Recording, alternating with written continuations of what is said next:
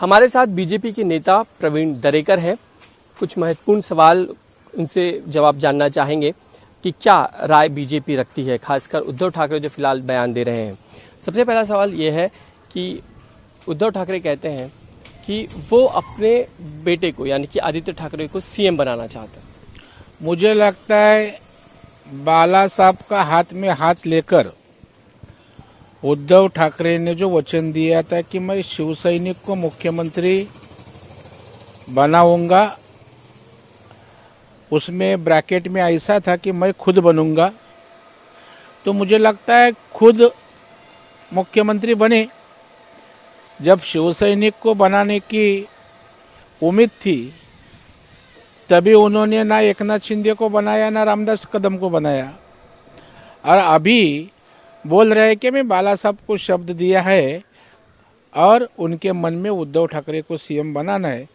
तो मुझे लगता है वो खुद, बाद में आदित्य ठाकरे, उसके बाद होगा तो रश्मि ठाकरे, और घर में बचे हुए लोग जो है उनको ही मुख्यमंत्री बनाएंगे, क्योंकि वही शिवसैनिक उनके लिए है जो रास्ते पे पसीना बहाता है, पार्टी के लिए, बाला साहब के विचार के लिए दिन रात काम करता है, वो उनके लिए शिवसैनिक नहीं है।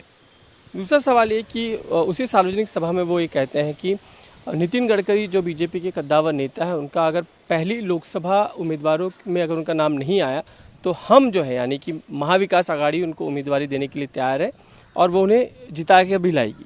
मैं भी उद्धव ठाकरे को खेरवाड़ी का वार्ड अध्यक्ष भारतीय जनता पार्टी का बनाना चाहता हूँ। वहाँ नहीं होगा तो गवर्नमेंट कॉलोनी का एक बूथ अध्यक्ष बनाऊंगा। कौन किसकी बात करता है? देवेंद्र फडणवीस साहब ने अत्यंत मार्मिक तौर पे उनके ऊपर बयान दिया है कि गली का नेता कल किसी को बोलेगा मैं अमेरिका का आपको राष्ट्राध्यक्ष बनाता हूँ। अभी गडकरी साहब कितने बड़े नेते, उद्धव ठाकरे की पार्टी कहाँ बची है?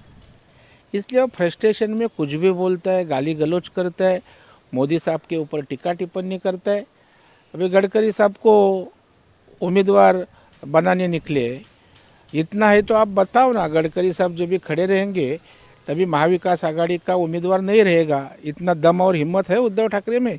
जो चीज़ नहीं होने वाला हुआ कुछ भी बहकते रहने का, वो उद्धव ठाकरे के बहकाव में आप लोग भी मत आओ। दूसरा सवाल ये कि पृथ्वीराज चौहान जो कांग्रेस के पूर्व मुख्यमंत्री भी हैं, वो कहते हैं कि जो गवर्नमेंट की योजनाएं हैं उन सारी योजनाओं पे प्रधानमंत्री नरेंद्र मोदी की तस्वीर जाती है और वो खुद उम्मीदवार भी हैं लोकसभा इस चुनाव के।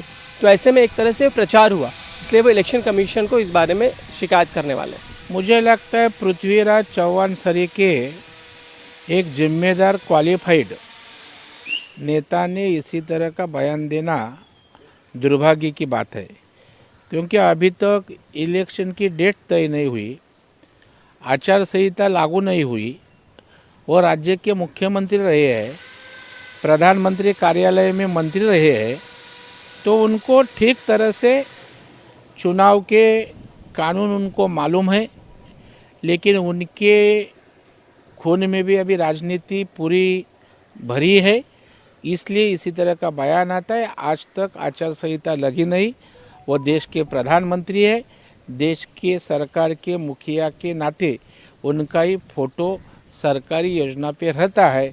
इसका ज्ञान अगर पृथ्वीराज को नहीं तो दुर्भाग्य की बात है। एक आखिरी सवाल ये कि महाविकास आघाड़ी में खासकर ये चर्चा का विषय है कि जो शिवसेना के वोट है यानी उद्धव बालासाहेब ठाकरे गुट के जो वोट है वो कांग्रेस को ट्रांसफ़र होंगे या नहीं, या कांग्रेस के वोट उद्धव बालासाहेब ठाकरे गुट को ट्रांसफ़र होंगे, इसको लेके कहीं ना कहीं अभी भी चर्चा चल रही है, शंका बनी हुई है। इसलिए उनके यहाँ पे अभी तक क्या सीट शेयरिंग नहीं हो पा रही, ये वजह हो सकती है? ये सच है कि महाविकास आघाड़ी के तीन ही पार्टी के वोटर्स, इनके वोट मोदी साहब को ट्रांसफ़र होंगे, क्योंकि उनके पास देश के प्रधानमंत्री के लिए उम्मीदवार नहीं, नेता नहीं। आने वाले 10-20 साल देश को आगे लेके जाने वाला जो कॉन्फिडेंट नेता चाहिए वो मोदी साहब को लोग चाहते हैं। तो इसलिए पार्टी कौन सी भी रहे, उनको मानने वाले फॉलोअर्स यह बार पार्टी का सुनेंगे नहीं, उनके अध्यक्ष का सुनेंगे नहीं, मोदी साहब को ही सब लोग वोट करेंगे। धन्यवाद हमसे बातचीत करने के लिए। कैमरामैन संतोष दिवटे के साथ समीर भी से, इंडिया टीवी, मुंबई।